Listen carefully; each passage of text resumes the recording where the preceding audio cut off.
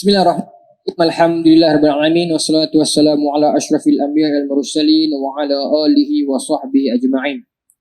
Terima kasih para pegawai Masjid Nurus Saadah Lahad Tabut Penaga yang berusaha, Al-Fadhil Ustaz Yusof Desa, Gawai Takmir Jabat Agama Daerah Seberang Perai Utara, yang kita raikan pada malam ini, yang berbahagia Datuk Dr. Ahmad Murad Merikan, kemudian ahli panel kita yang kedua yang berbahagia guru, saya sebut guru Abang Hirman Roslan yang pernah berforum dengan saya juga di Penaga ni. Ketika tu kita menceritakan tentang kepahlawanan Melayu kat mana.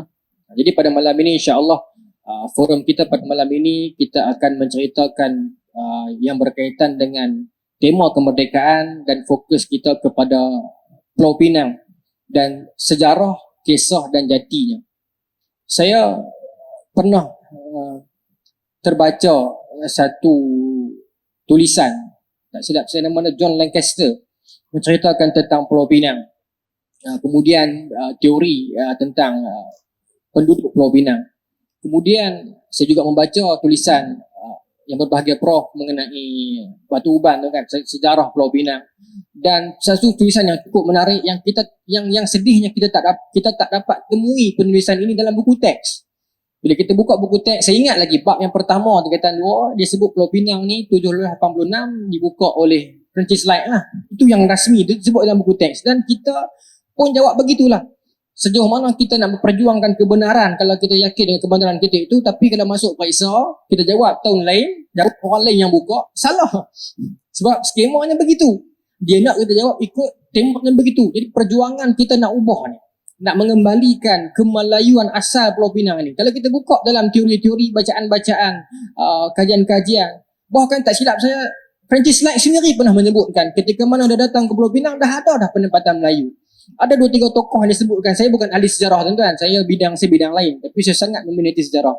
Yang berbahagia Prof antara mentor saya. 3-4 orang tokoh sejarah di Malaysia yang sangat saya minat. Profesor Mak Bakar, Profesor Abdullah di Universiti Malaya, tak silap saya di USM ada lagi Profesor Dr. Mahni tu. Antara yang saya cakap minat. Kalau peringkat antarabangsa saya minat Dr. Ataullah Kopansky daripada Turki. Saya meminati wacana sejarah ini. Kerana bila kita belajar sejarah ni baru kita nampak flow-nya begitu. Tuan-tuan, saya nak tarik ni masa tahun 1187, masa itu perang salib kedua, Islam memenangi, dapat Baitul Maqdis. Kemudian tahun 1453 Islam dapat pula Constantinople. Maka ketika itu paksi Kristian semakin berkurang kerana paksi mereka sebacaan saya ini ada di Vatikan, ada di Constantinople dan ada di Baitul Maqdis. Dua telah dapat kepada pihak Islam. Maka Kristian need to do something. Then dia satu plan lah. 1492 mereka berjaya merampas Andalus. Dan itu telah membuka pintu laut, membuka laluan untuk mereka datang ke tempat kita. Maka bermulalah proses penjarahan mereka datang ke timur dan kita dapat lihat satu demi satu siri penyerangan dan satu demi satu kerajaan yang berada di Nusantara ini tumbang. Itu cerita asalnya. Bila bercerita tentang Pulau Pinang, kita disebutkan tentang Francis Light dan bila kita sampai ke Pulau Pinang pun sampai sekarang masih ada tugu Francis Light itu.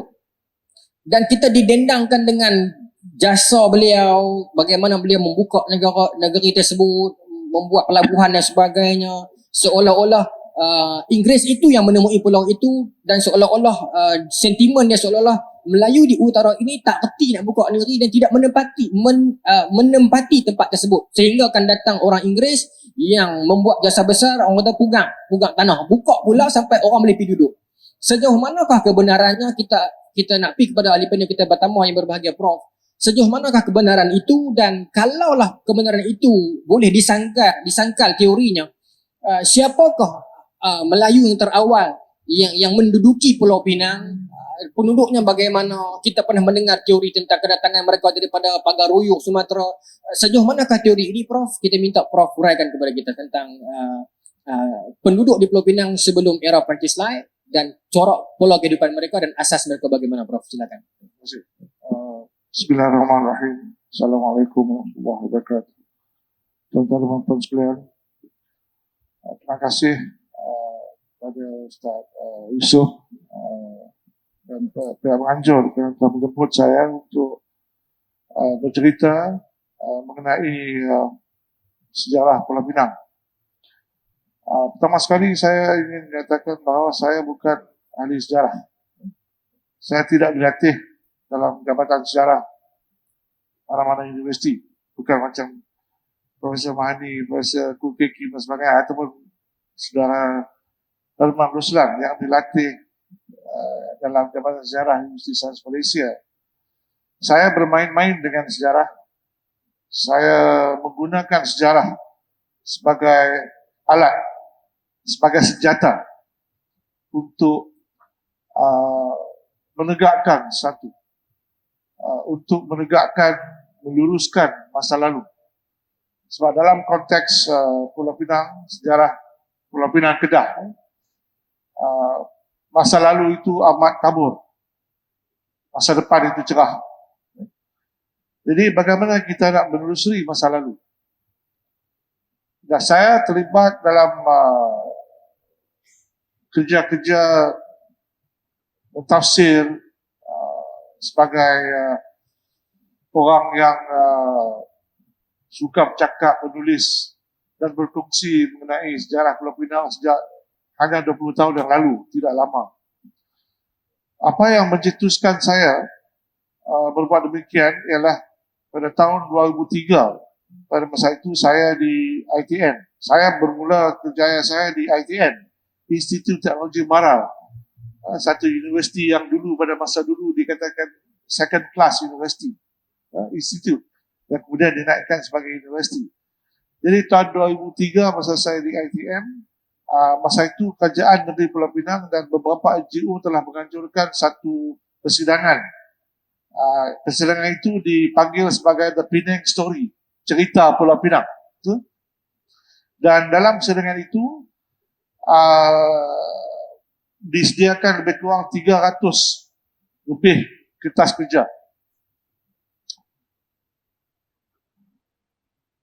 Dalam 300 lebih kertas kerja, tidak satu kertas kerja pun yang bercakap mengenai Melayu Pulau Pinang. Yang ada adalah kertas kerja mengenai kedatangan kehidupan masyarakat Cina, masyarakat India, masyarakat Serani, kehidupan suku-suku lain. Orang Sia pun ada, perkembangan bandar Georgetown, perdagangan, pembinaan, seni bina dan sebagainya. Tidak ada mengenai Melayu Pulau Pinang. Itu tahun 2003. Dan yang ada ialah satu forum yang menjemput dua orang tokoh Pulau Pinang yang konon-kononnya mempunyai maklumat yang tahu mengenai sejarah awal Pulau Pinang, tapi mereka telah sebenarnya menghina asal-usul Melayu Pulau Pinang. Mereka mengatakan bahawa orang Melayu Islam Pulau Pinang hanya wujud selepas tahun 1786. Jadi ini mengandaikan bahawa tidak ada orang Melayu di Pulau Pinang sebelum 1786.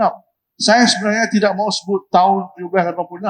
Saya nak menghilangkan, menyahkan 1786. Sebab 1786 adalah tahun yang tidak betul, tahun yang palsu dalam konteks sejarah Pulau Pinang Kedah. Saya akan kembalikan kepada mengapa ia palsu.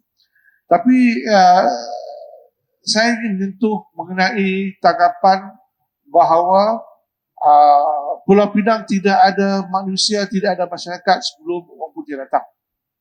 Sebelum itu, saya ingin menyentuh sedikit mengenai konsep peneroka, konsep pembuka dan konsep pengasas. Kebetulan 2 malam sudah ada orang telefon. Lepas itu saya ada di Kuala Lumpur. Orang tu dari Pulau Pinang. Dia telefon, dia tanya, siapa pengasas Pulau Pinang? Ini betul, dia kata betul, bukan membuat lah. 2 malam sudah. Saya kata tidak ada pengasas Pulau Pinang. Ungkapan sesiapa pengasas Pulau Pinang, bahawa Pulau Pinang mempunyai pengasas, pembuka, the founder, the discoverer, tidak tepat. tidak ada seorang pun yang mengasas Pulau Pinang. Sama juga kalau kita kata siapa pengasas Pulau Langkawi? Siapa pengasas Kedah? Siapa pengasas Singapura? Ini ungkapan-ungkapan yang bersifat Eurocentric. Orang putih apabila mereka setelah mereka menindas atau dan menghalau orang Islam daripada Andalusia, Iberia, mereka pun membuat satu perjanjian Tordesillas di antara yang ada sekarang ini Spanyol dan Portugal. Okay? Dalam perjanjian Tordesillas 1493, mereka membahagikan dunia ini kepada dua. Treaty Tordesillas. Hemisfera Barat diberi kepada Portugis. Hemisfera Timur diberi kepada Spanyol. Jadi dunia ini dibagi kepada Barat dan Timur. Dan mereka pun belayar. Columbus, Vasco da Gama dan sebagainya. Dan juga kuasa-kuasa penjajah daripada Eropah Barat pun belayar keluar daripada abad yang ke-15, 16, 17. Dalam mereka belayar keluar, mereka pun bila sampai ke tempat, mereka akan kata, this was discovered by sekian-sekian. Okay? Ini discover, macam Columbus, dia kata dia discover Amerika. Okay? Captain Cook mengatakan bahawa dia discover Australia. Discover tu menjumpai dan mengasas, the founder, discoverer and founder. Raffles mengatakan bahawa dia discover dan founded Singapura. Francis Light, walaupun dia tak kata begitu, tapi naratif orang putih mengatakan bahawa dia founder Pulau Pinang. Ini semua tak betul. Menjurus kepada Francis Light,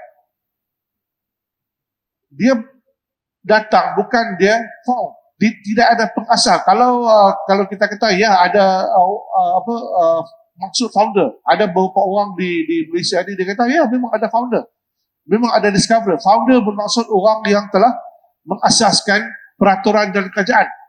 Jadi apabila saya kata Francis Light bukan founder, dia tidak. Francis Light adalah founder Pulau Pinang kerana Francis Light telah mengasaskan pemerintahan dan kerajaan dan peraturan di tempat itu. Masuklah di sini, di Semampai. Sama juga macam Raffles, sama juga macam lain-lain. Sebenarnya kalau kita kata kita nak lawan balik, okay? Kita nak menafikan bahawa Francis Light itu founder, maka kita cipta Iwan Melayu founder. Sebenarnya saya tidak mahu mengatakan bahawa si Anu telah mengasaskan Pulau Pinang. Pulau Pinang telah diduduki. Pulau Pinang ialah sebahagian daripada wilayah Kedah. Pulau Pinang sekian lama, berabad-abad, beribu-ribu tahun lamanya, sebahagian daripada tanah besar Kedah. Sama juga macam Pulau Langkawi. Jadi tidak ada founder. Ini menjurus kepada beberapa nama yang dikaitkan. Sebenarnya di Pulau Pinang ni sebelum tahun 1780-an ada beberapa nama orang Melayu Islam yang telah bermastautin di Pulau Pinang. Yang kita tahu. Yang kita tak tahu, mungkin beribu orang lagi telah ada di Pulau Pinang. Sejak abad yang ke-14, 15 ataupun seawalnya. Itu kita tidak tahu. Kita tidak tahu nama mereka, kita tidak tahu asal-usul mereka, kita tidak tahu asal-usul mereka. Tapi yang kita tahu ialah beberapa nama ini. Pertama ialah Datuk Keramat. Datuk Keramat kalau pergi Tanjung, Datuk Keramat Road. Jalan Datuk Keramat. Okay? Datuk Keramat 17.5-17.10. Datuk Keramat dikatakan orang yang awal, okay? Yang telah menduduki Pulau Pinang. Datuk Keramat dikatakan berasal daripada Aceh. Ada juga yang kata Datuk Keramat berasal daripada India. Namun Datuk Keramat telah belayar ke Pulau Pinang daripada Kedah. Ini pun istilah, saya tak mau sebut istilah datang. Itu semua tak betul. Kadang-kadang orang kata, orang Pulau Pinang ni datang daripada petani, datang daripada Kedah, datang daripada Kuala Batai, semua tak betul. Itu hanya menunjukkan bahawa kita telah memisahkan Pulau Pinang dengan Seberang Perai dan Kedah. Bukan datang. Pulau dan tanah besar ialah saling dikunjungi. Pergi balik kampung dan sebagainya. Hari-hari ada orang pergi balik pada masa itu. Bukan hanya pada masa orang putih, tapi sebelum itu. Pada masa orang putih, bila orang Melayu pergi balik daripada Bagan ke Tanjung, dia kata pirate. Sebab apa? Mereka tidak mau kedudukan mereka diancam. Jadi mereka kata pirate, jadi mereka boleh halau orang Melayu yang belayar ke pulau, bukan datang. Datuk Keramat dia berasal, kata dia datang, belayar daripada Kedah, daripada Yan, daripada mana, melalui Sungai Pinang. Sungai Pinang ataupun dulu dikatakan sebagai Teluk Julutung. Di Julutung, kita Julutung di Pulau Pinang kan. So Sungai Pinang. Dan Sungai Pinang tu dia belayar, dia sampailah ke kawasan Counter Hall, di mana dia bertapa selama beberapa tahun. Datuk Keramat dikatakan ada 2,000 pengikut pada masa itu. Ada catatan mengatakan bahawa Pulau Pinang pada masa itu ada 10,000 orang. 10,000 orang Melayu di Pulau Pinang. Ini tahun 1705 sampai 1710, awal 1700. Siapa kata Pulau Pinang tak ada orang? Dan kalau kita tengok, kalau lagi kita pergi tengok Sungai Pinang, dah cuci sikit, tapi dulu memang hitam. Sungai Pinang tu kawasan industri. Tapi dulu kalau kita tengok postcard Sungai Pinang dalam tahun 1850-an, 60-an, Sungai Pinang tu macam Sungai Thames di London. Dia punya scenery itu macam negeri orang putih. Daripada Kuala Sungai Pinang menghadap ke Bukit Bendera, macam taman. Macam taman. Itulah tempat Datuk Keramat. So Datuk Keramat ialah orang yang terawal. Itu pun saya tak mahu sebut terawal lah sebenarnya, tapi orang yang awal. 5 orang saya katakan yang sebelum. Sebab tumpuan kajian saya untuk membuktikan bahawa orang Melayu ada di Pulau Pinang, tumpuan sebelum 1780-an. Saya mengutip maklumat-maklumat untuk membuktikan bahawa orang Melayu ada. Satu Datuk Keramat. Cuma saya tidak tahu salah silah Datuk Keramat. Dulu ada seorang daripada USM, nama dia Dr. Hanafi. Dia cerita kat saya. Dia sedang mengkaji dan sedang menelusuri tentang Datuk Keramat, tapi dia tak jumpa. Malangnya dia meninggal dunia. Tapi dia khusus, dia minat Datuk Keramat.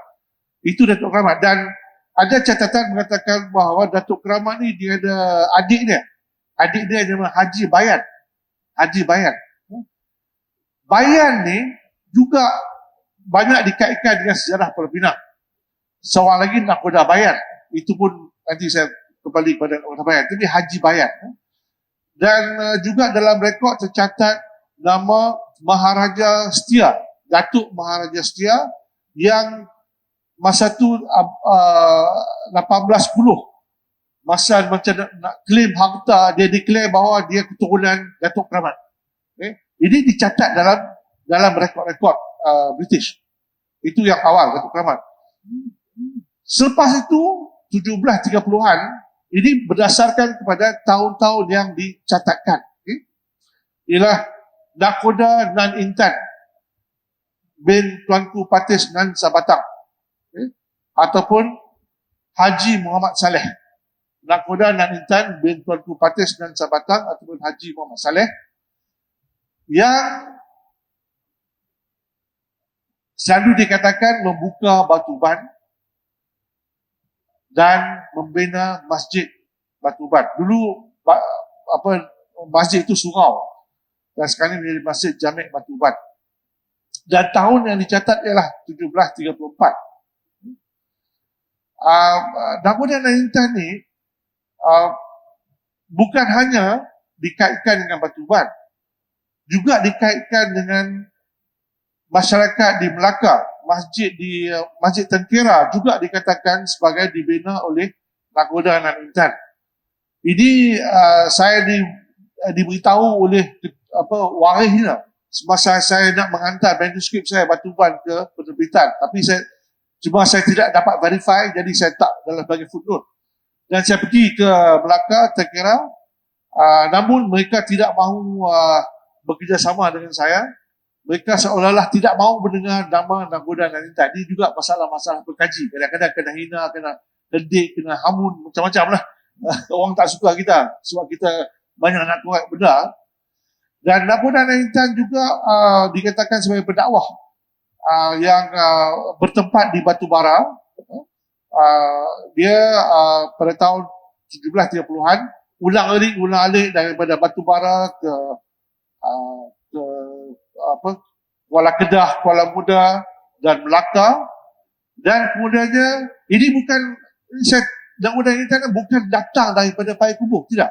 Sebab daripada Payakumbuh dia pergi ke Batu Bara. Batu Bara dia ulang-alik, dia berdagang, melusi Selat Melaka dan sebagainya. Akhirnya Sultan Kedah telah memberi tanah 50 ekar kepada Nakoda dan Intan yang ini sekarang ni yang dinamakan Batu Uban. Dan Batu Uban sebenarnya bukan kampung yang kita nampak sekarang ini. Sekarang ni Batu Uban nampak kesetingan. Dulu tahun 2008 saya ingat lagi, masa tu developer telah buat signage untuk bangunkan Batu Uban. Masa tu je saya telah tulis surat terbuka dan hantar kepada semua paper yang terbit utusan berita harian Harakah, Straits Times dan beberapa portal lagi yang terbit surat itu mengatakan bahawa mengapa kita jangan sentuh Batu Uban. Kalau Batu Uban dibunuh, maka matilah sejarah Melayu Pulau Pinang. Dan pada masa itu seolah-olah Batu Uban ni tempat yang pertama. Tidak, yang saya katakan tadi ialah Sungai Pinang, Datuk Keramat, Sungai Pinang. Tapi Batu Uban merupakan satu tempat yang istimewa. Sebab Batu Uban merupakan bukan hanya kampung, dia bukan kampung. Ini juga satu tanggapan salah. Batu Uban ialah pekan dan pelabuhan yang pertama di Pulau Pinang. 30-an, 40-an, 50-an, ia merupakan pekan dan pelabuhan. Pekan mengapa? Saya kata pekan, saya jumpa satu peta, sketch map dalam Arkib Negara. Peta itu 1763 yang menulis dua tempat. Satu ialah watering place, tempat yang banyak air. Satu lagi, a town was here. So kalau kita tengok peta tu betul-betul, the watering place tu merujuk kepada Batu Ferigi. Kan Batu Ferigi ada banyak waterfall tepi laut tu. Itu sebab orang putih bila main di Pulau Pinang, dia ambil supply air daripada bukan hanya Lancaster, Portugis dan sebagainya. Dia land dekat mana? Dekat Batu Ferigi. That's why tempat batu yang kalau dekat Penang tu dia kata Batu Ferigi. Ferigi itu merujuk kepada orang putih dan khususnya orang Portugis. Ferigi itu Portugis. Jadi orang Portugis juga datang ambil air. Satu lagi tempat, a town was here, kalau kita tengok balik, tempat tu adalah Batu Uban. A town and a port. Jadi Batu Uban merupakan satu tempat yang mewah hari-hari ada perayaan lah. Sebab Batu Uban merupakan satu tempat pertemuan di antara orang Melayu dan juga orang Arab dan orang India sebagai pelabuhan.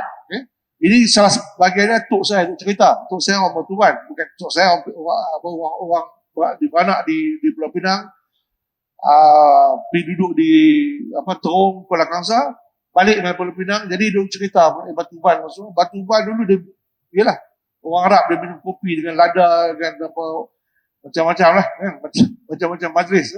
Jadi mewah, tempat tu mewah. Jadi Nakoda dan Intan mempunyai salah silah. Di sini pun ada keturunan Nakoda dan Intan, Encik Azim, dan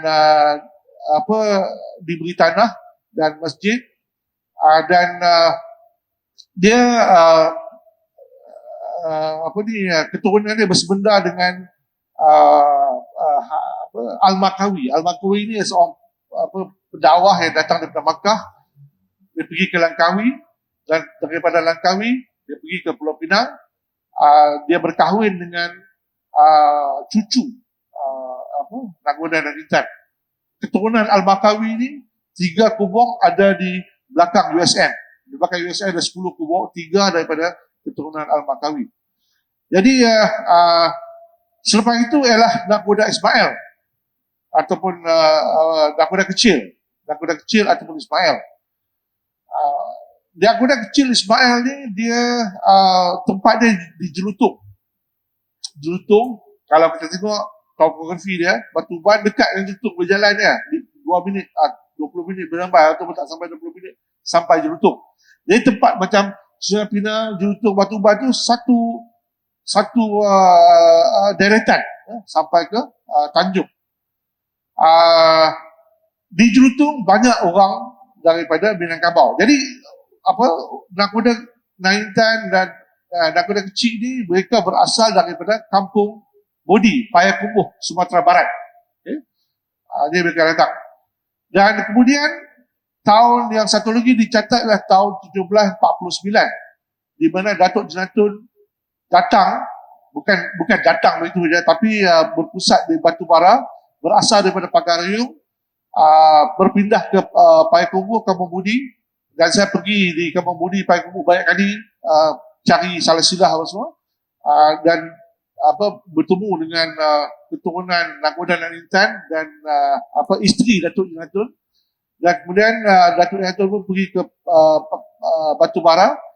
Datuk Jenatun ni ialah dia di Batubara dikenali sebagai Jenan, Jenan. Dan saya pun duk fikir banyak kali juga, macam mana Jenatun, nama di Batubara Jenan. Saya di Batubara ada beratus-ratus ribu keturunan dia. Saya tahu semua. Bukanlah semua ribu lah, tapi ada yang saya tahu lah. Mereka memanggil tokoh ini sebagai Jenan. Dia kahwin tiga kali. Satu di Payakumbuh, yang kedua orang Batubara, yang ketiga orang Pulau Pinang.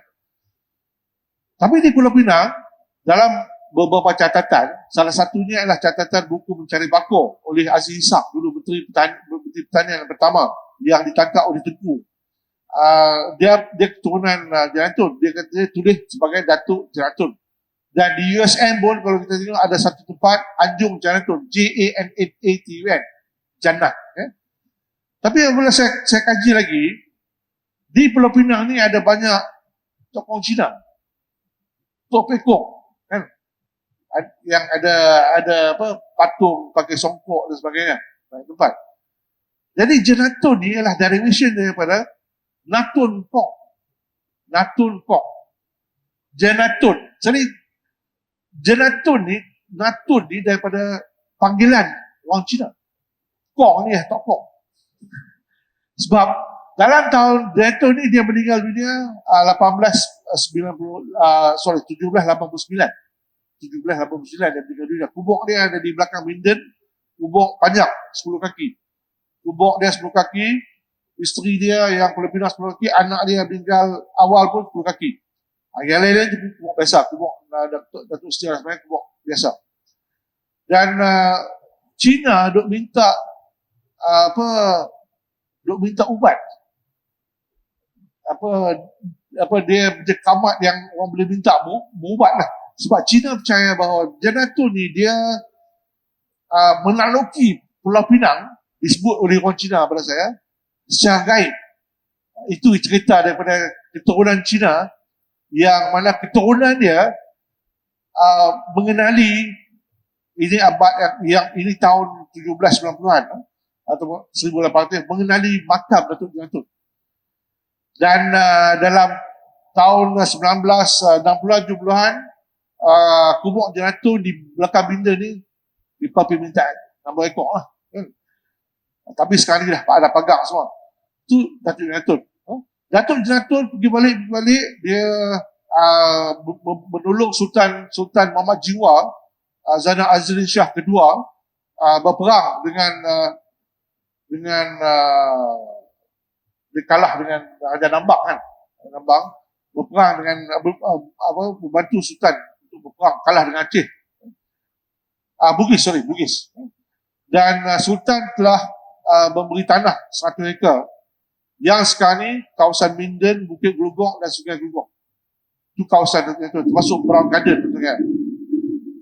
Dan Datuk Jenatun masa dia belayar,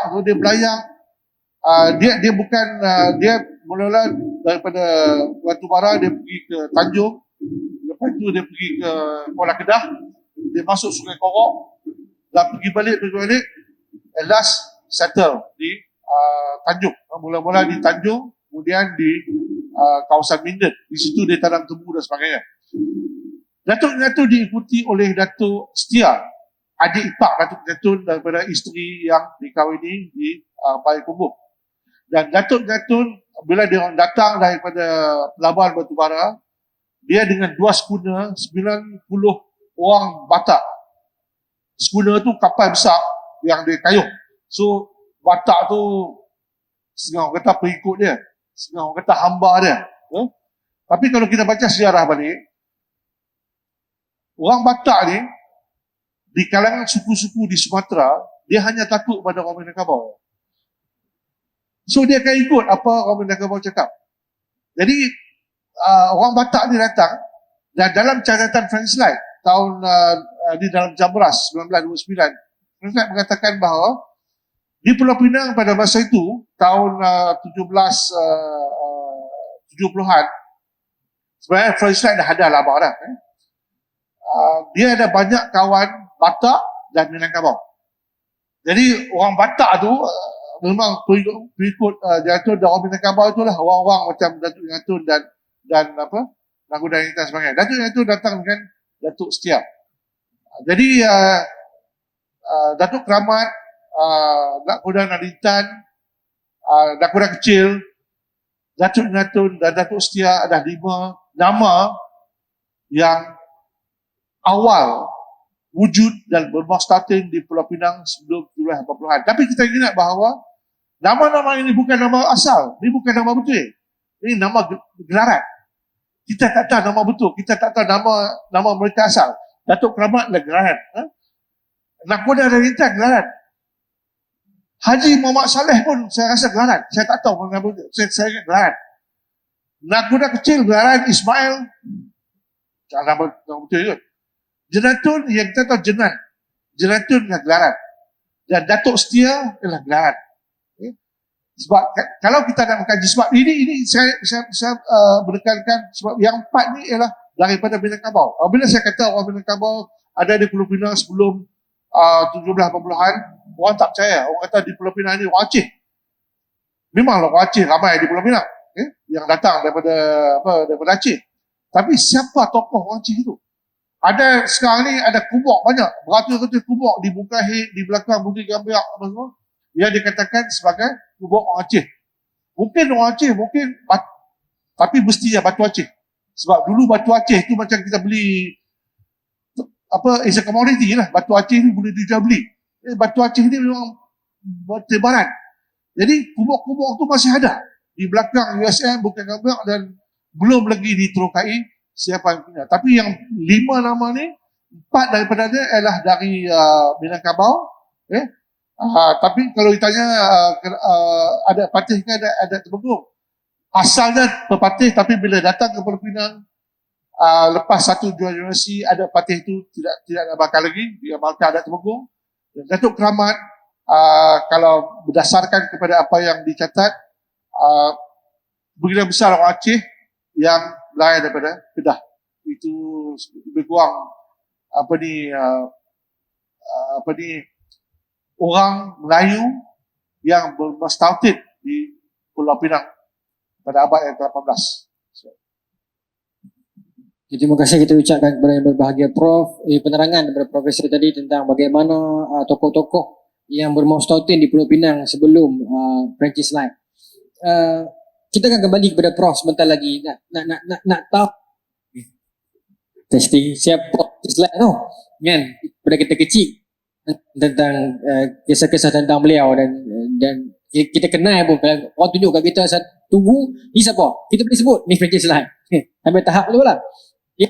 Tapi sebelum kita nak pergi balik kepada Prof, kita nak pergi kepada Tuan Herman Roslan tentang franchise lain ni satu orang putih. Jadi British, kita melihat seperti yang Prof sebut perjanjian antara Spain dengan Portugis tadi kan, kedatangan mereka ke wilayah kita ni. Bagaimana beberapa tahun atau puluhan tahun selepas itu gelombang yang satu lagi itu gelombang British pula yang dia datang. Kalau kita baca dalam sejarah dunia dia lagi luas lah. Dia pergi ke negara orang Arab, bagaimana dia kucar-kacirkan di sana, berlaku the Arab Revolution, kemudian berlaku Sykes-Picot Agreement 1916 dan sebagainya. Di sini pun berlaku tak saya Pangkor 1874. Banyaklah. Tapi nak bagi tahu Nabi sebut dalam hadis, Nabi kata la tattabi'un nasunana allazina min qablikum shibran bi shibrin wa zira'an bi zira'in hatta law dakhalu fi jubrin tabbin la taba'tumuhum. Kita akan ikut jejak langkah mereka ini, umat-umat sebelum kita ini, sejengkal demi sejengkal, sehasta demi sehasta, sehingga kan ke lubang biawak pun kita akan ikut mereka. Sahabat tanya, ya Rasulullah, hal Yahudi wan Nasara, adakah itu orang Yahudi dan Nasrani? Mostly depa lah. Kata Nabi, qala faman, siapa lagi kalau bukan depa? Maka dalam Quran juga Allah Ta'ala kata, walan tarda ankal yahudu walan nasara hatta tattabi'a millatahum. Mereka tidak akan redha kepada kita selagi kita tak ikut telunjuk mereka. Jadi kita nak beritahu kepada Tuan Herman kita ni, bagaimanakah perancangan ataupun plot ataupun anything lah yang British buat, perencanaan mereka itu, tipu daya mereka itu, adakah dia berlaku di sini, dan kalau dia berlaku bagaimana kisahnya? Silakan. Okay, Bismillahirrahmanirrahim. Pertama sekali saya ucapkan terima kasih kepada Ustaz Yusof, dan saya ucapkan terima kasih kepada orang 10 Masjid Al-Haq Tabuk lah. Lama orang tak dengar perkataan saya, apa lama dah tak dengar perkataan orang 10 ni. Duduk di Pahang ni 10 tahun dah. Orang belah utara sebut orang 10 ni. Dan saya mengalu-alukan kedatangan Prof Datuk Dr. Ahmad Murad Amerikan. Dan terima kasih kepada Dinda saya lah. Setahun dah kami duduk bersama ni. Ceramah di Perai ni lah. Okay. Sebelum ni saya banyak dengan Ustaz lah, panggil Ustaz Eda tu. Banyak menceritakan tentang Perang Kedah Siam.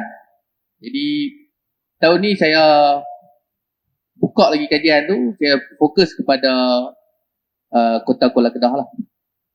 Jadi pada niat asal saya, Kota Kuala Kedah ni satu cerita di mana berlakunya peperangan yang menjadi pusat tumpuan apabila orang Melayu dengan Siam ni berperang dan menyebabkan berlaku diaspora orang Kedah datang ke Pulau Pinang lah. Ni tahun 1821.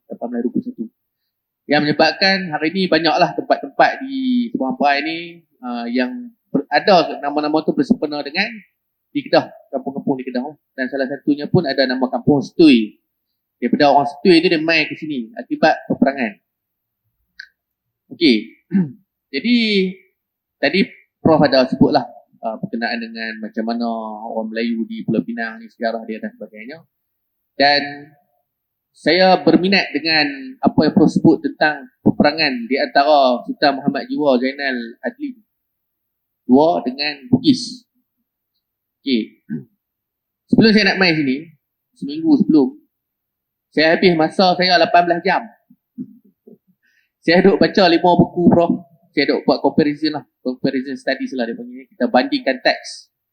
Jadi saya baca Boni, saya baca Winstead, Not History of Kedah. Lepas tu saya baca Tufat An-Nafis. Tufat An-Nafis ni kitab Bugis lah. Bagi orang Bugis ni, dia akan pegang Tufat An-Nafis. Jadi bila saya banding ketiga-tiga kitab ni, baca 18 jam. 18 jam tu kita baca tak, tidur apa, lepas tu baca pula, mandi apa, 18 jam lah. Jadi, yang pertama, bila kita baca Note and History of Kedah, yang ditulis oleh R.O. Winstead.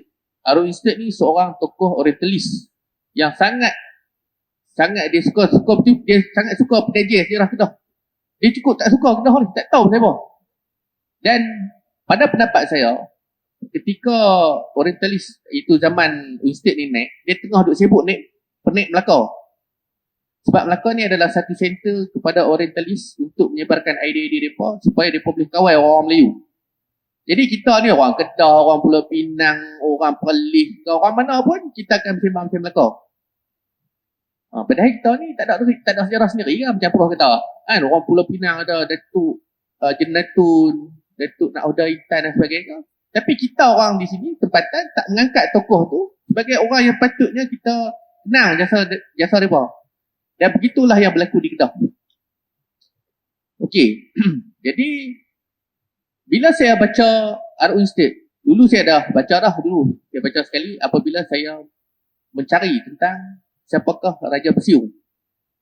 Rupanya Instate ni dia baca hikayat Meruh Mawasa dan dia tolak hikayat Meruh Mawasa ni. Dia kata hikayat Meruh Mawasa ni muhuk. Tak boleh pakai. Tetapi di dalam Not Israf Kedah tu, dia menyusun nama-nama Sultan Kedah tu sebiji dalam Meruh. Dia kata hak aku betul. Hak Meruh ni salah. Hampa jangan pakai hak Melayu. Hak Melayu tak betul. Tu penipuan yang pertama lah. Jadi main masuk ke zaman Bugis ni. Saya baca Tufat Nafis. Prof, sebiji Prof. Hak apa yang ditulis dalam Tufat Nafis diambil oleh Winstead tetapi tidak dinyatakan sumber. Jadi Winstead dia copy balik Tufat Nafis tu, dia kata hak dia betul. Tufat Nafis apa jangan pakai. Tufat Nafis ditulis 94 tahun selepas selepas matinya Raja Ali Haji. 94 tahun. Jadi pertikaian yang diangkat ialah apa orang kata apa? Prof, kita ada sembang tu ni. Dia macam menentang pendapat lah. Kita ingat dah kata Inggeris tu. Dia kata 94 tahun tu tak boleh pakai. Pasal Raja Ali Haji tak hidup zaman tu. Dah tu Instate baca tak mana? Not History of Kedah ditulis 1936. Hak kita baca Fajar Bakti tahun 82, hak terbit Fajar Bakti. Virginia Matheson, orang yang mengkaji Tufat Nafis. Law nak pakai apa? Sebab itu kita duk percaya kata semua benda dia orang putih yang start. Pasal penipuan dalam sejarah yang berlaku tu halus. Dua perkataannya 94 tahun. Orang Melayu? Ya tuan. Saya British, I'm a Malay servant. Kita yang meletakkan dekat situ. Tahap tu pasal kita tak mengkaji. Kita rasa sejarah kita ni macam tak ada apa. Selama 94 tahun juga, sejarah kita semua pergi ke Melaka. Selama tu tempoh tu. Semua duk tengok Melaka. Saya pun cerita pada sekolah, macam Prof apa semua duk cerita. Saya pada sekolah, saya minat sejarah Melaka. Punya pulun lah baca hantu. Bila tengok cerita hantu hak Piramli, warna kalah kan. Sedih lah bila dia duduk syair apa. Sedihnya lah. Padahal cerita di Kedah dan Pulau Pinang ni ada lagi satu cerita yang sangat menyayat hati. Dia cerita dah banyak lah. Pasal Perang Kedah Siam. Orang lalu dengan Ustaz Nurjah. Jadi yang penipuan yang berlaku di dalam cerita Tufat Nafis dan Not Israf Kedah ni, yang kemudiannya dikut oleh Arbuni, Prof. So dia kata Francis Light mula-mula sebelum dia mai ke Pulau Pinang, dia nakkan Pulau Pinang tu, Sultan Kedah bersetuju untuk memajak Kuala Kedah. Kuala Kedah dan seluruh pesisir pantai Kedah kepada Francis Light dengan syarat British menolong Kedah menghalau orang-orang Bugis. Jadi ada cerita yang panjang lah, gaduh apa semua. Kalau kita baca dalam Andaya The Rule of Anak Raja, kemudian kita baca Prof. Isa Osman, politik tradisional di Kedah. Semasa tempoh 1771 tu, ketika Perancis Light duk sibuk nak ambil ni, Sultan Muhammad juga telah menghantar surat kepada Gubernur India, Warren Hastings, memohon supaya bantuan dihantar dari India. Jadi masa tu dia hantar Mes dan Krakow untuk berbincang. Jadi 1772, perang tu habis. Kedah dengan Bugis ni dah tamat dah perang, dah tak ada apa. Dan Mes ketika sampai di Kedah, umur dia masa tu 16 tahun. Anak murid kepada Arbuni ni, bekas Datuk Bandaraya Johor Bahru. Datuk Naim nama dia. Saya duk tanya, Arbuni ni orang putih? Dia kata ada India. Saya terkejut. Oh, India tulis sejarah Kedah. Tempoh betul tu. Kepala tilang. Betul. 1772, bila Krakow mai, perkataan pertama bila dia mai ke Kedah, dia kata orang Kedah, orang Melayu ni tak erti berperang. Pasal bila dia lalu nak ke Perlis, dia nampak 300 senjata, musket, duduk dalam payau.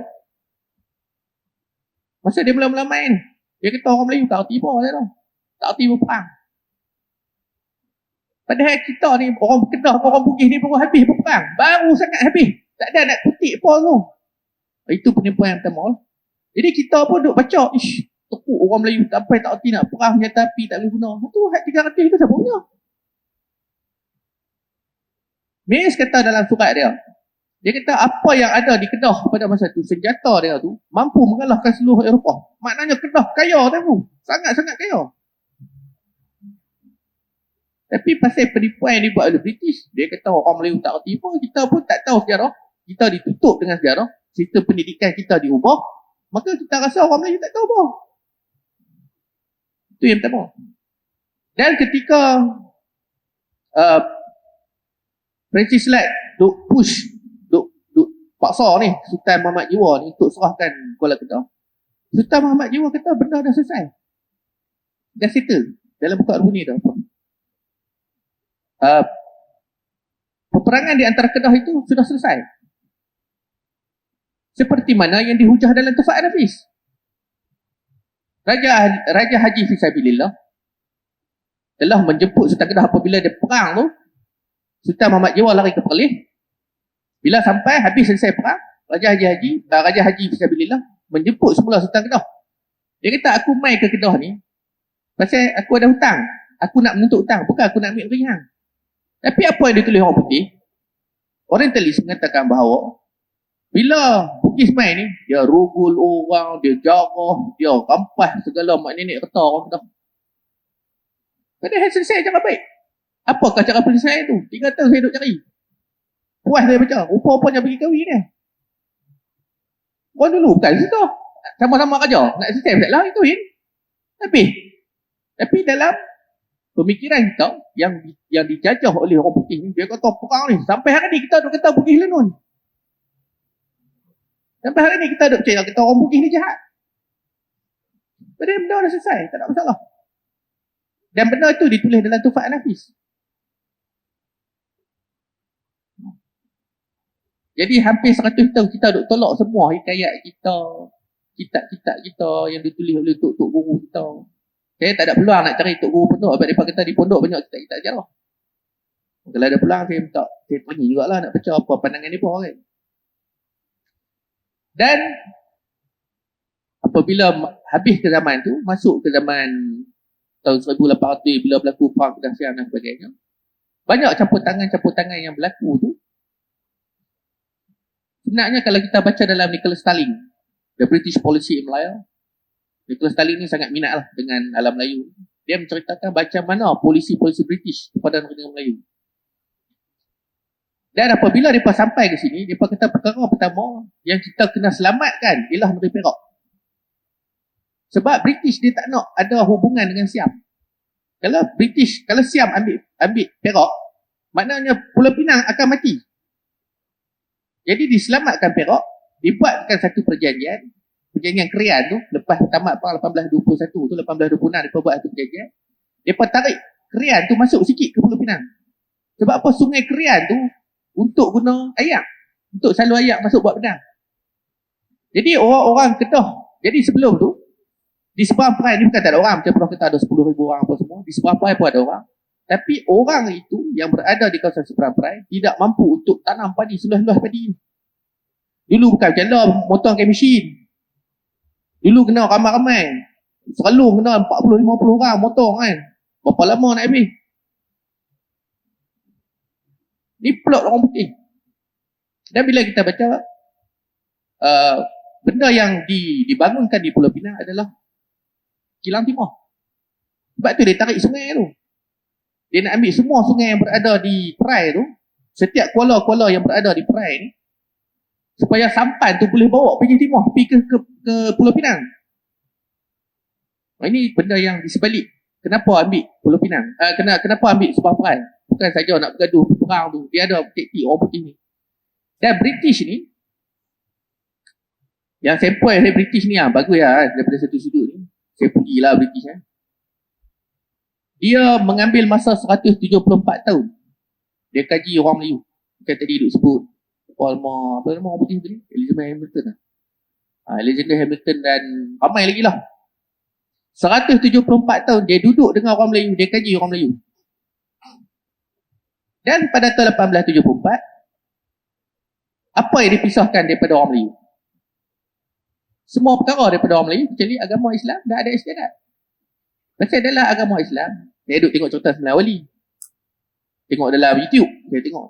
Dia kata, selagi mana pemerintah itu, walaupun dia bukan Islam, selagi dia tidak menyusahkan agama Islam, selagi dia benarkan kita bersemayam, maka kita kena turut dia, kena ikut dia.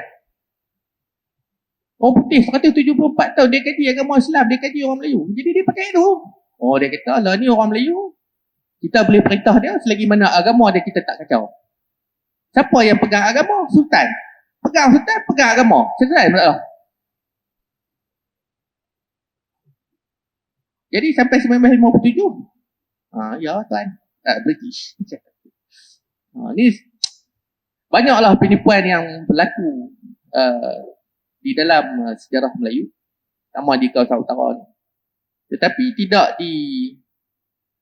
tidak disedari lah kot, no. Sebab macam Prof sebut, saya ambil bidang sejarah dan saya pun tak boleh nak cakap banyak kot kan. Bukan saya nak ni, saya tak boleh, level saya ni tak boleh lagi kan. Level saya ni tak boleh kita nak macam Prof tak power Prof. Macam level saya ni saya tak boleh nak entam sangat kan. Sebab saya duduk mengaji. Tapi daripada apa yang saya faham, di Malaysia sejarah ni terlalu bergantung pada rekod. Primer rekod. Memang metodologi sejarah ialah sumber primer. Dan sumber-sumber primer ni ditulis oleh orang putih. Semua laporan British, semua British tulis. Saya duk baca rekod semua orang putih. W.S. Corey, James Lowe, semua orang putih. Jadi bila orang putih tulis, kita ni duk terus pemikiran dia. Dia dah didik kita. Dia kata, hikayat merum, muhung, atufat nafi, muhung, hikayat syok, muhung. Semua tak boleh pakai, dia kata. Semua tak ada tarikh.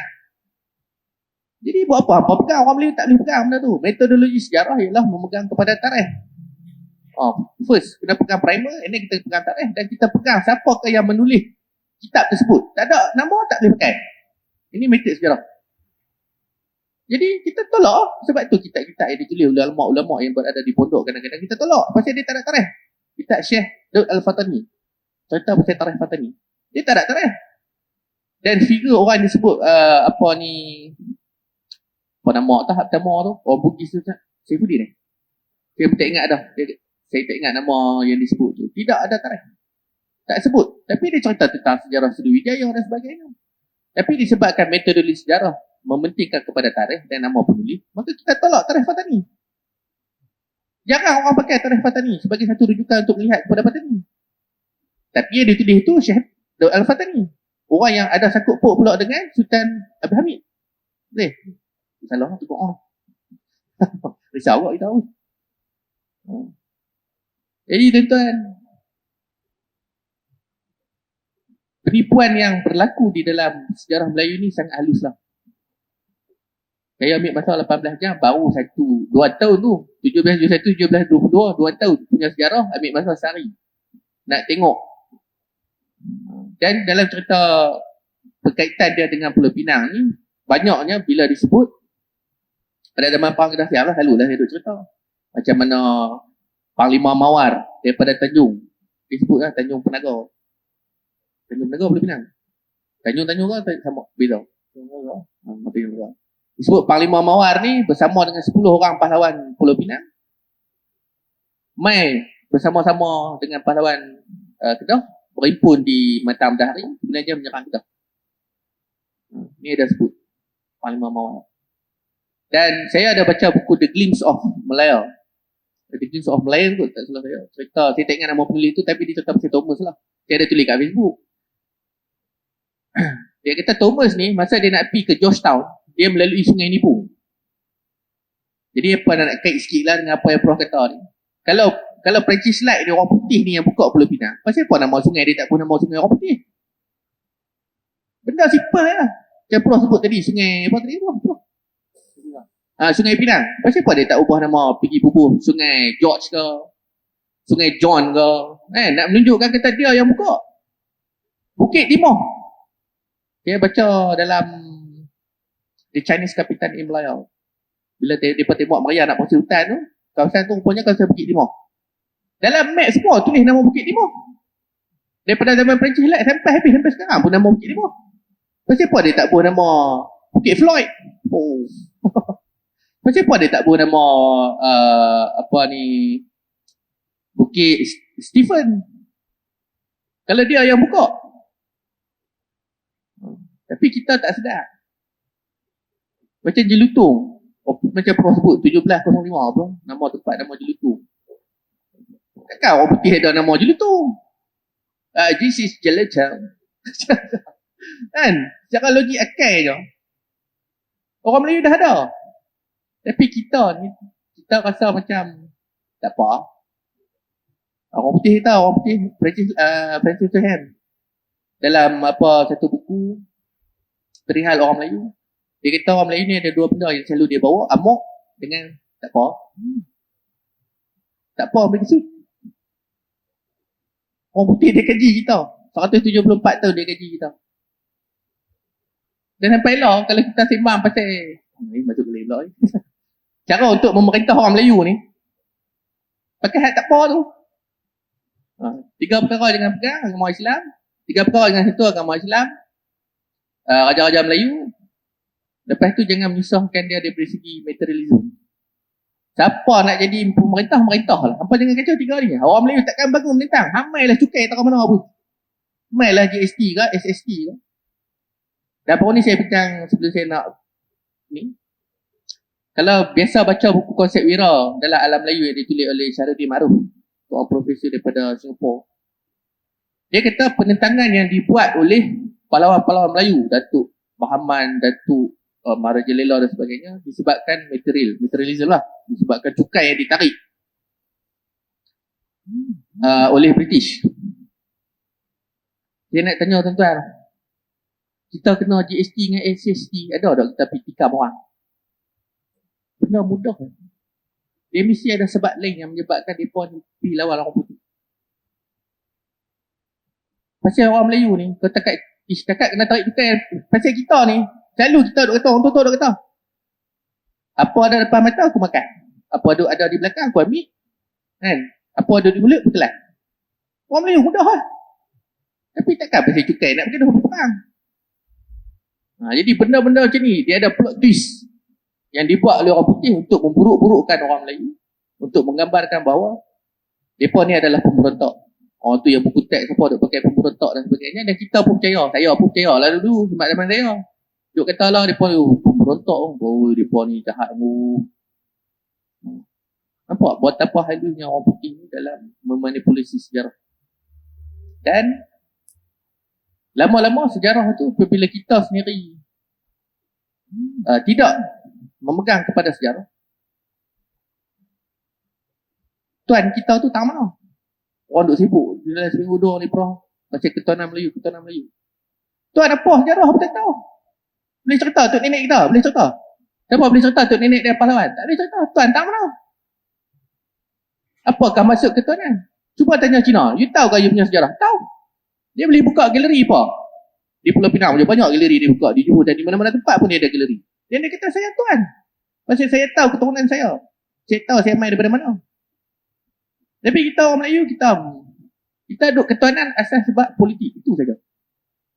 Dan kita pun tak tahu, aku ni syukur ke aku ni tuan. Jadi bila kita hilang jati diri, kita tak faham sejarah, kita tak tahu apa yang berlaku di dalam penipuan-penipuan yang halus-halus tadi ni, maka kita ni tuan di mulut, di hati hamba. Orang Melayu ni bersifat hamba. Ya, tak apa. Tuan apa lagu tu? Ya, tak apa. Tuan mana ada lagu tu? Tuan buka dada berjalan. Ni dengan Cina. Ya, tak apa. Cina tekan harga jual mahal sikit. Tak apa. Oh, kalau dengan orang Melayu, jual mahal tu. Minta kurang, tak mau. Memang Cina orang ni. Tuan apa lagu tu?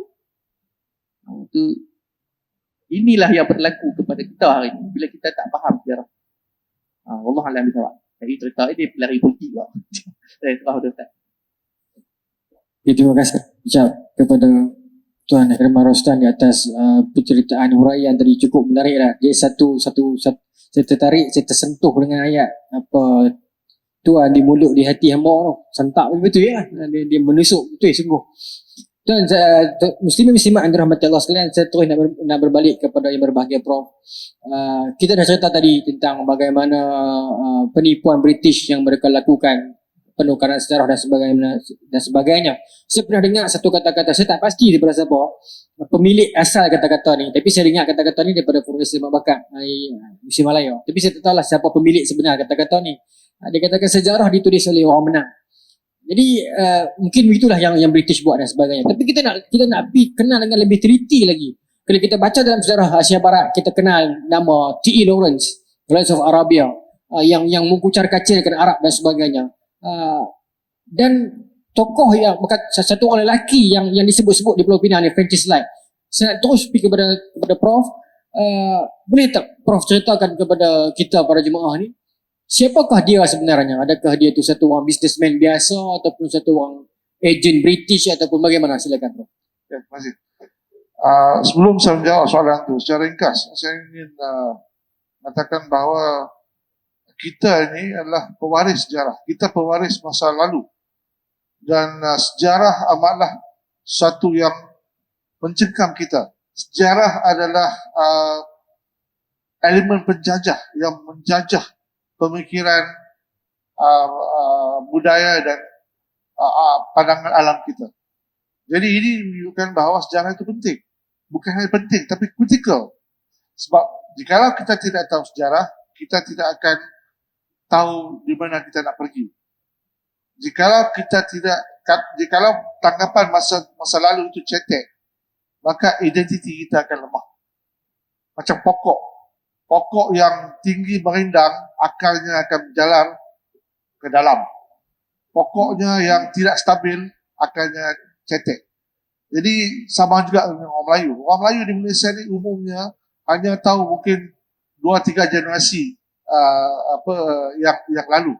Dan umumnya orang Melayu yang kita tahu hanya mungkin tahu sejarah Melayu sampai ke zaman Melaka. Ini masa zaman saya sekolah dulu, kita pun berbincang di tahun 70-an.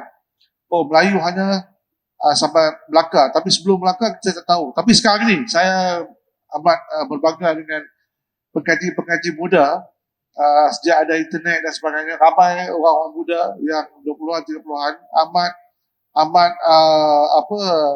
mementingkan masa lalu, amat kritikal sampai menelusuri sejarah sehingga 2,000-3,000 tahun yang lalu. Itulah sejarah Melayu, bukan 500 tahun. Kalau kita ambil penemuan-penemuan di Sungai Tua, ia lebih kurang 2,700 tahun yang lalu, semasa zaman Greek lagi. Orang Melayu telah wujud dari segi identitinya dan dari segi kerajaannya, dari segi teknologinya. Bukan orang dari India atau bukan orang daripada China, tapi orang Melayu itu adalah agama Hindu Buddha.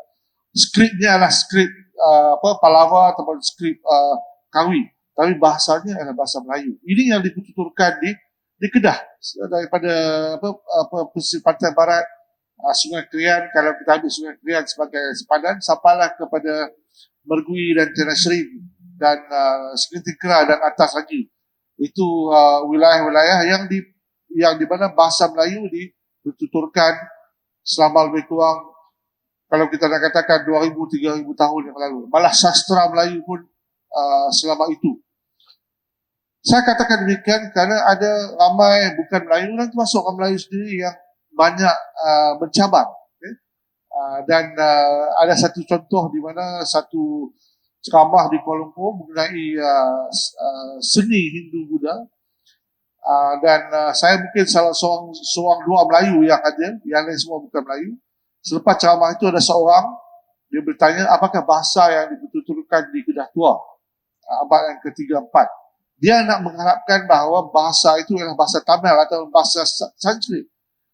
Tapi penceramah itu tidak clear. Jadi saya bangunan saya cakap bahasa yang dituturkan pada masa itu adalah bahasa Melayu.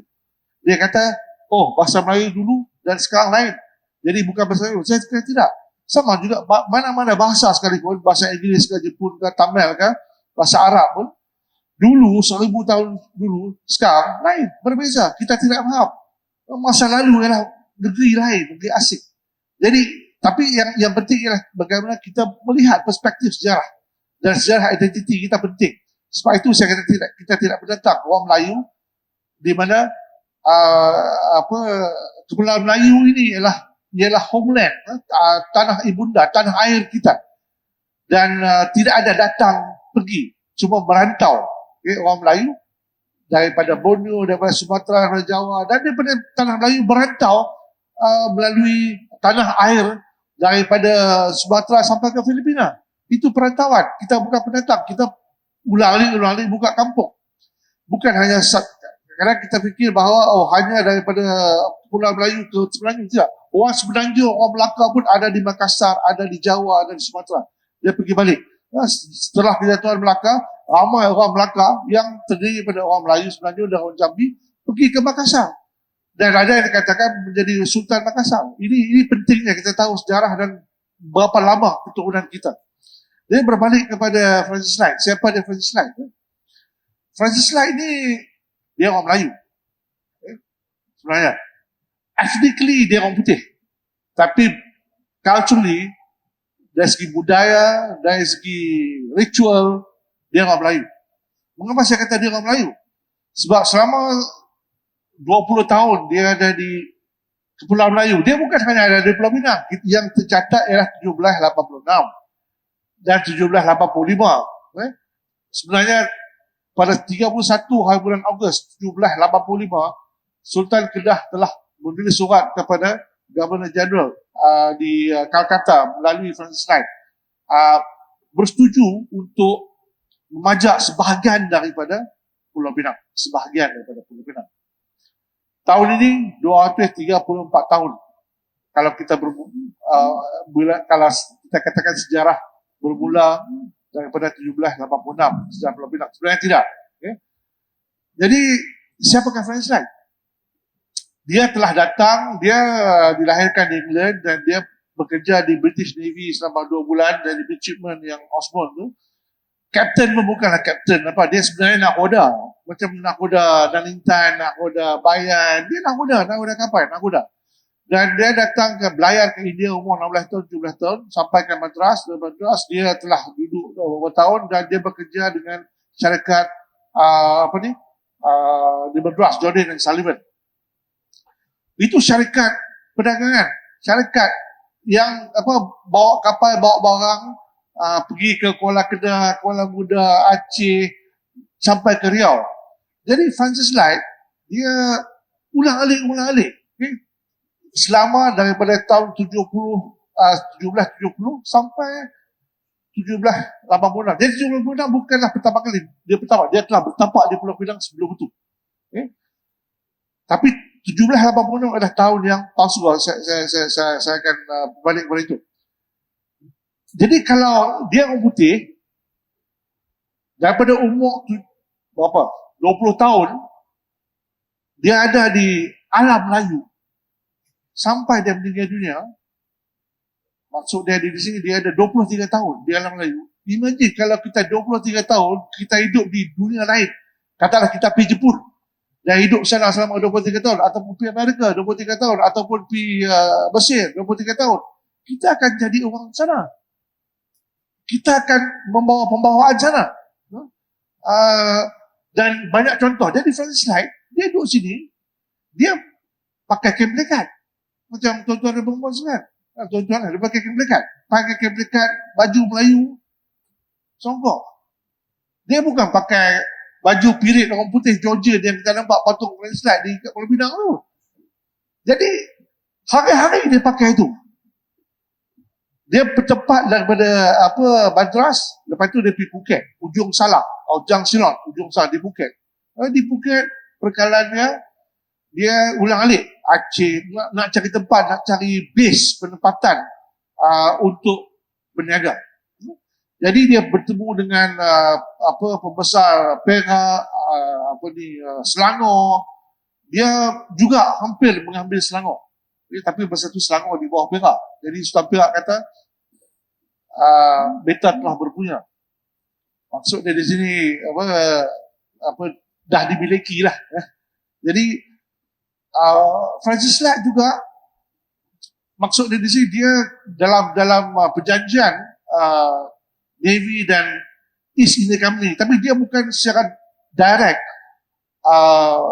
pekerja syarikat India Timur. Dia hanya bekerja dengan syarikat yang di bawah East India Company sahaja. Namun begitu, ada peraturan mengatakan bahawa dia tidak boleh berkahwin. Dan dia tidak boleh berkahwin dengan lain daripada Anglican. Okay? Tapi apa yang berlaku ialah Francis Light ini dia baik dari segi susila Melayu, dia boleh baca Jawi. Dia pun banyak girlfriend. Ada 2-3 orang nama-nama dalam surat-surat Light selama lebih kurang 1,200 surat Francis Light yang saya dapat daripada London. Sekarang ni ada di Library USM. Kita boleh akses digital. Di antara surat-surat itu ada beberapa nama wanita Melayu. Pada masa itu wanita Melayu telah sebenarnya empowered. Mempunyai daya upaya untuk berniaga, berdagang dan sebagainya. Dan ada beberapa nama yang dikatakan sebagai mempunyai hubungan romantis dengan Francis Light. Namun ada juga yang mengatakan bahawa isteri Francis Light yang dicatat sebagai Martina Rosales itu adalah seorang Melayu.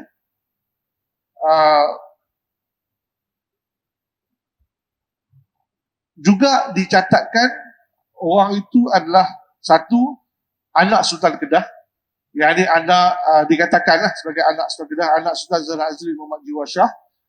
Ada juga mengatakan bahawa wanita itu ialah anak angkat Sultan Kedah. Ada yang mengatakan bahawa wanita itu ialah daripada Istana Kedah. Dan akhirnya Martina Rosales berkahwin kuat-kuat dengan Francis Light, duduk di Pulau Pinang dan Kuala Kedah. Anak dia dilahir di Kuala Kedah, William Light dan sebagainya. Jadi itu Francis Light, dan perhubungan Francis Light dengan Sultan Kedah dan pembesar-pembesar lain amat akrab sekali. Dalam surat-surat Light disebut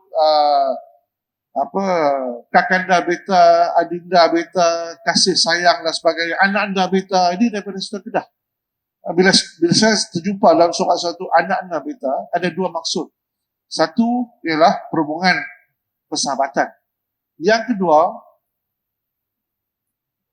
dia berkahwin dengan anak angkat Sultan daripada istana. Jadi itulah kepercayaan yang diberi oleh pembesar-pembesar Melayu kepada Francis Light. Namun imej Francis Light yang saya dapat ialah dia pakai songkok. Jadi ini ceritanya bukan daripada penulisan di Malaysia, ceritanya ialah daripada penulisan sejarah Phuket. Ada 2-3 buku yang menyentuh mengenai kepribadian dan paparan Francis Light. Dan Francis Light dia sangat mengendakkan Pulau Pinang. Jadi dia tidak sabar untuk mengambil Pulau Pinang walaupun Sultan tidak setuju. Jadi ada banyak episod. Satu sumbernya adalah Arboni. Arboni yang orang pertama yang mengatakan bahawa dalam bukunya Kedah in Search of Security and Independence tahun 1996, tidak silap, mengatakan bahawa tidak ada perjanjian. Tidak ada perjanjian. 1786 bukan tahun perjanjian. Tidak ada perjanjian di antara Light dan Sultan Kedah. Dan tidak ada perjanjian dengan British, dengan mana-mana pembesar seperti yang dicatatkan dalam sejarah Malaysia. Dalam dokumen akhir negara, dokumen pertama yang dikatakan perjanjian adalah dokumen perjanjian 1786. Sebenarnya tidak ada. Yang ada 1791 dan 1800. 1791 ialah 9 Perai,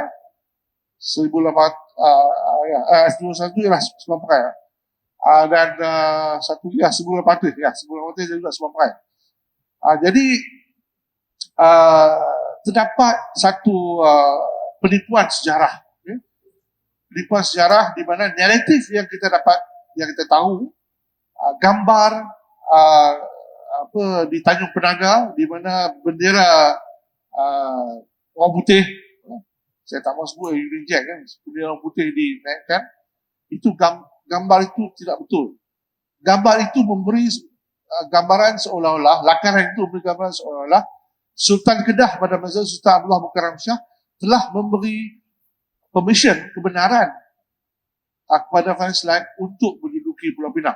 Dan ini dinyatakan oleh 45 dan lebih sejarawan dan sarjana orang putih. Mengatakan bahawa French Line telah mendapat, jadi French Line telah menduduki Pulau Pinang. Dan istilah, kalau kita baca semantik, istilah-istilah yang digunakan ialah istilah penaklukan, istilah occupied, menduduki. Sebenarnya istilah, kalau kita gunakan istilah merampas Pulau Pinang dari Sultan Kedah. Jadi itu yang berlaku sebenarnya, tidak ada perjanjian. Dan ada 3 perkara daripada 7 perkara, 3 perkara Sultan Kedah tidak setuju. Salah satunya ialah dari segi peruntukan samar-samar. Disebut bahawa orang putih akan membantu Kedah dalam penyiapan siap.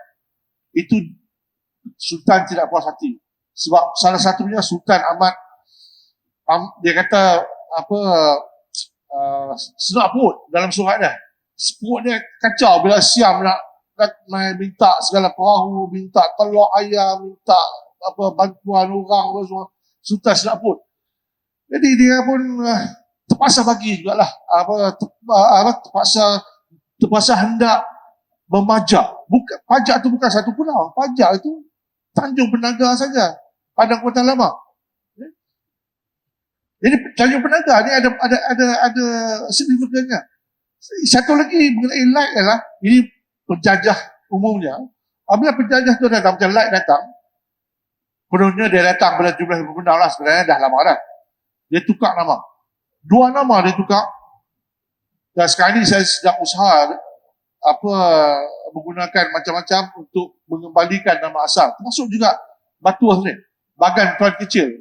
Kalau Haji Dahlan ada sini dia tahu lah. Haji Dahlan ni sejarawan Sebuah Perai. 2 nama dia tukar dulu. Satu ialah nama Tanjung Penaga. Tukar kepada Georgetown. Lepas King George III. Dia tukar. Siapa bagi permission? Siapa tak bagi permission kan? Dia ada sign apa? Tak ada apa. Dia dapat laporan penuh daripada penduduk. Tak ada apa-apa pun. Macam kerajaan Melaka kata, nanti kita tunggu laporan penuh daripada apa pun untuk menentukan penukaran Bukit Sempong kepada Bukit Melaka. Tak payah tunggu. Kalau lain tak payah tunggu apa, sebab kita tunggu. Tukar lah. Kan? Jadi satu, dia telah tukar Tanjung Penaga kepada Georgetown. Yang kedua, dia telah nak tukar nama Pulau Pinang kepada Prince of Wales Island. Itu tak jadi. Dan juga ada satu tempat pada masa itu juga nak dinamakan sebagai Jamestown. Jamestown ni dekat Sungai Dua. Mereka nak buat satu pelabuhan, Jamestown. Jadi satu isu yang memang saya concern dan perlu diambil tindakan ialah kalau orang putih dengan sewenang-wenangnya mai tempat kita, declare, okey, kita tukar nama tanpa apa-apa kebenaran dan sebagainya, pasal apa kita tak boleh terbalikkan pergi ke nama asal? Ini yang perlu kita lakukan. Sebahagian daripada proses penjajahan. Saya pun tak mahu sebut decolonization, sebab decolonization ini perkataan orang putih. Orang Melayu tidak ada maksud, tidak ada kalau kita tidak ada perkataan untuk decolonize dalam bahasa Melayu, kita tidak boleh colonize. Jadi saya telah gunakan, dan ini digunakan oleh Dewan Bahasa juga, walaupun dia mungkin tak terima secara rasmi, penyah jajahan. Kalau kita nak menyah jajahan tempat kita, salah satunya ialah kita balik kepada nama asal. Tanjung Penaga ni, pasal dulu ada banyak pokok penaga di Padang Kota Lama. Dan nama Tanjung Penaga ni ialah diberi oleh orang di seberang ni. Di Tanjung Penaga. Kalau kita tengok sini, Tanjung, kita nampak Tanjung Penaga. Dan kalau kita duduk di Tanjung Penaga, kita boleh nampak nampak Kedah, Gunung Jerai, Kuala Muda dan sebagainya. Jadi pada masa tu balik macam satu kampung, bukan dipisahkan oleh laut, tapi laut itu merupakan highway kepada orang Melayu pada masa itu, pergi balik. Jadi so-called Georgetown atau Tanjung Penaga sebenarnya telah ada orang duduk. Dalam surat-surat translate disedaikan 60 alamat manusia yang duduk di Georgetown 1787. Dan mereka bukan datang di situ, mereka telah ada di sebelum itu. Jadi Tanjung Penaga juga telah menjadi satu pelabuhan yang perlu kita bongkar. Satu lagi sebelum saya ni, kita ada patung flashlight dan ramailah di Pulau Pinang ni apabila saya cakap pasal flashlight, puak-puak warisan ni akan hentam saya. Banyak kali saya kenal dan baru ni pun saya cakap tadi dengan Ustaz Yusof kan, ada orang bagi warning kepada saya. Dia kata saya disruptor, saya ni pengacau daun. Sebenarnya flashlight ni, dia 3 benda dia buat yang tak sepatutnya kita agungkan. Yang pertama, dia supply candu kepada orang Melayu. Yang kedua, dia berniaga senjata. Yang ketiga, dia berniaga hamba. Jadi, di sekurang-kurangnya 3 jenayah yang dilakukan oleh Francis Wright. Kalau Raffles tu dia bunuh orang. Dia mengapa penjenayah perlu diagungkan? Pada saya cadangkan patung Francis Wright yang ada di Fort Cornwallis tu, sama ada dibuang dalam laut, tapi kalau buang dalam laut kita lupa dia, kita tak tahu nilai sejarah. Jadi dia ambil, diletakkan dalam museum dan diceritakan, inilah manusia Francis Wright yang telah diceritakan dalam sejarah. Ya, kita mesti membongkarkan dan mentafsir semula masa lalu kita. Jadi kalau kita buat begitu, maka masa lalu dan identiti kita akan lebih mantap. Dan satu lagi, apabila Light datang 2006, seolah-olah Pulau Pinang ni tidak ada undang-undang. Seolah-olah Pulau Pinang ni dan Semampai tidak ada peraturan. Sebenarnya dalam direktif sejarah dikatakan begitu. Pentadbiran undang-undang hanya wujud pada tahun 1786 ataupun 1807. Tapi kalau kita lihat dalam tahun-tahun 1705, 1730, 40-an, ada berapa orang Melayu? Mungkin ada beratus orang Melayu. Beratus orang Melayu ada di pulau. Jadi orang Melayu ni, orang Melayu Islam ni, dia mengamalkan apa? Agama Islam. Dalam nikah kahwin lepas semua dia guna apa? Dia guna undang-undang Islam. Pembagian harta apa semua. Undang-undang Islam tu datang dari mana? Sumber daripada Kedah. Kanun Kedah. Maksud dia di sini, Pulau Pinang dan Semampai dia memang tanah jajahan ditakluki oleh Kedah. Diasaskan oleh Kedah. Sebagai daripada Kedah. Macam Langkawi. Siapa pakai asas Langkawi? Apa undang-undang yang digunakan oleh Langkawi? Pada itu ialah undang-undang Kedah. Undang-undang Laut Kedah. Yang pertama adalah undang-undang Laut Kedah. Yang dibuat masa time Kota Kuala Kedah. Itu yang kita fikirkan. Dan ini juga satu revision dari segi permulaan undang-undang di Pulau Pinang perlu dilakukan. Dan ini juga ada bibit-bibit yang kita kena advocate. Satu lagi yang saya marah ialah apabila ni pun saya beritahu Kak Ruslan, terima kasih kepada dia kerana kajian dia mengenai Kota Kuala Kedah. Dan saya dapati bahawa Kota Kuala Kedah ni merupakan kota yang hebat 400 tahun. Tapi yang kita duk tahu dalam surat kita adalah Fort Cornwallis. Apa benda Fort Cornwallis ni? Orang kalah perang apa semua main sini. Dan Fort Cornwallis tak ada function. Dibina dalam tahun 1820-an je. Lebih kurang tu lah. Dibina dengan telur putih ayam yang diimport daripada Semampai. Dalam surat-surat Light tu terjumpa Light lah minta telur ayam, 3,000 telur ayam.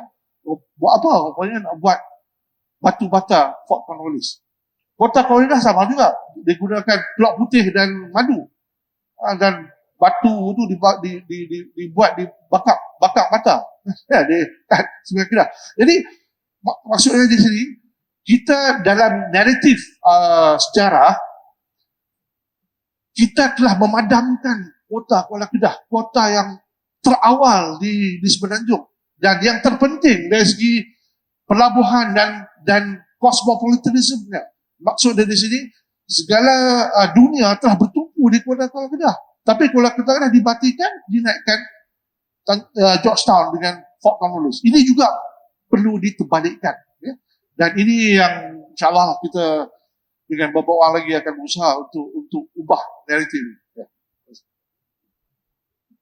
Terima kasih kita ucapkan kepada Prof atas penerangan dan penceritaan sebentar tadi. Saya menarik bila Prof sebut tentang Kota Kuala Kedah. Jadi saya nak minta kepada beliau Abang Ahmad secara ringkas ceritakan kepada kita sedikit sebanyak yang orang kata apa, poin yang padu tu Kota Kuala Kedah ni apa kisahnya sebenarnya? Sama sekali itulah saya juga mengucapkan terima kasih kepada Prof kerana menyambut pandangan dan penulisan-penulisan saya lah berkenaan dengan Kota Kuala Kedah. Dan memang sekarang ni kami pun berusaha nak naikkan belik sejarah Kota Kuala Kedah. Okey, berkenaan dengan sejarah Kota Kuala Kedah saya duk sebut ni, saya duk jadi pelik. Pasal apa Fort Cornwallis boleh jadi World Heritage, diiktiraf sebagai satu tapak warisan dunia.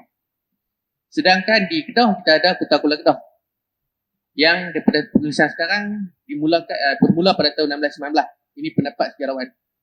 Saya jumpa dalam rekod Portugis menyebut nama Kuala Bahang ataupun kita kenal sebagai Kuala Kedah pada tahun 1516. 1511 jatuh Melaka, 1516 Portugis menyerang Kedah. Jadi apakah kepentingan Kedah di kawasan utara?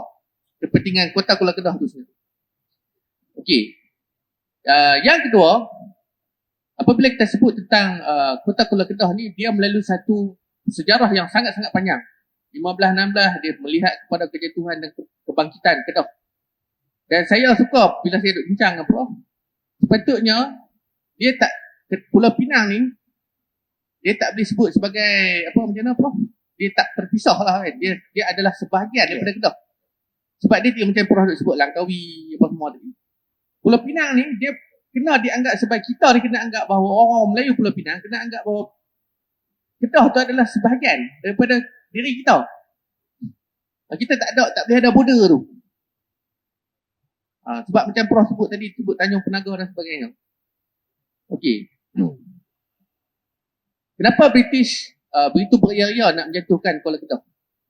Sebab kan mereka dah buka, macam Prof kata tadi, dia buka pelabuhan di Pulau Pinang. Tetapi persaingan yang paling besar bagi British ialah Kuala Kedah. Ini persaingan yang sangat besar lah. Dan disebut dalam, Allah saya lupa, baru saya tadi teringat nama penulis tu. Dia sebut ketika Kuala Kedah, sebelum Kuala Kedah jatuh, pendapatan Pulau Pinang adalah sebanyak 200,000. Apabila jatuhnya Kota Kuala Kedah, pendapatan Pulau Pinang naik kepada 2 juta. Nampak ada orang Melayu punya cerdik. 2 juta masa tu. Bila jatuh Kota Kuala Kedah, Pulau Pinang naik. Pendapatan Pulau Pinang dari segi cukai naik kepada 2 juta. 200,000 dengan 2 juta, 1.8 juta naik. Dan memang perancangan British ialah untuk menaikkan Pulau Pinang sebagai satu kawasan hak perdagangan, tempat singgah. Tapi malangnya disaingi pula oleh Stamford Raffles apabila dia menemui Singapura. Habis Pulau Pinang.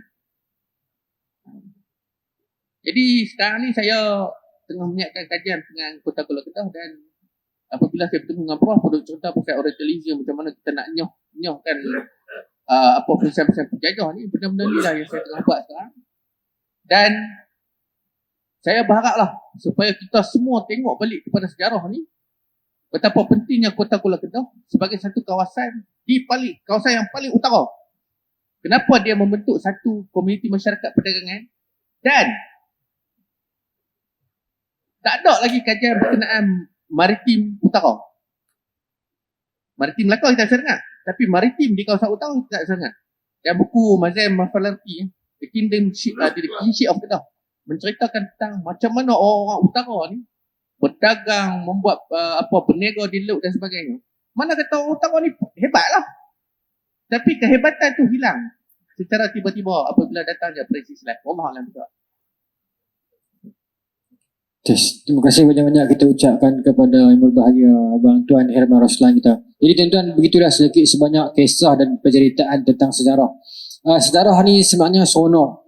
Kenapa kita buat di masjid? Kerana sejarah dan agama, sejarah is part of agama.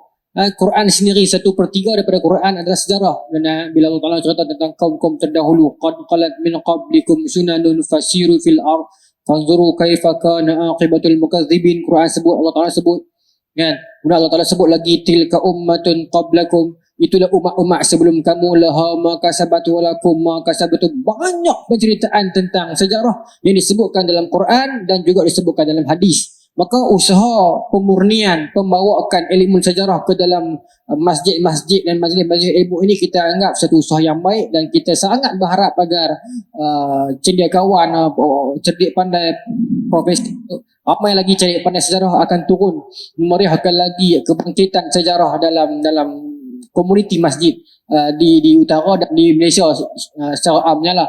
Tuan-tuan, saya nak tutup lah majlis kita ini dengan nak ajak tuan-tuan berfikir betapa hebatnya sejarah kita ni yang selama ni kita tak terfikir pun. Saya bila saya duduk termenung seorang-seorang, saya fikir kan.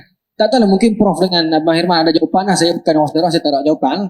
Saya fikir kenapakah nama di Pulau Pinang ni banyak tu Pematang Tok Mahat, Pematang Tok Brain, Pematang Tok Kandu, Pematang Tok Jaya dan sebagainya.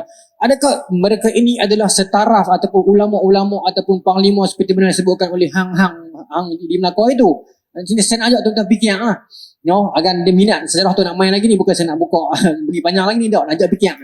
Kemudian dalam tafsir Prof sebut bila ayat Quran menceritakan tentang peti tabut orang Israel, Bani Israel tu, buka dalam tafsir sebut peti tabut itu dia di atas dibuatan oleh bentuk malaikat, 2 angel tersebut.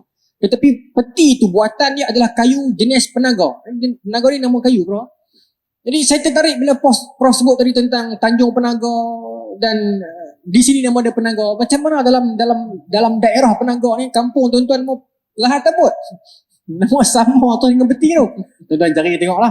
Ni saya lagi homework dekat tuan-tuan lah. Nak beritahu apa? Sejarah ni seronok. Wallahu ta'ala alam. Terima kasih banyak-banyak saya ucapkan sekali lagi kepada Yang Berbahagia Prof dan juga Abang Herman Roslan kerana sanggup sudi hadir untuk memeriahkan majlis kita. Terima kasih juga kepada para AJK Masjid yang memberi ruang dan tempat kepada kami, dan terima kasih juga kepada tuan-tuan dan puan-puan kerana sudi meminjamkan telinga dan pendengaran tuan-tuan kepada kami. Mudah-mudahan penceritaan ini menyuntik semangat untuk kita menyayangi dan mencintai sejarah.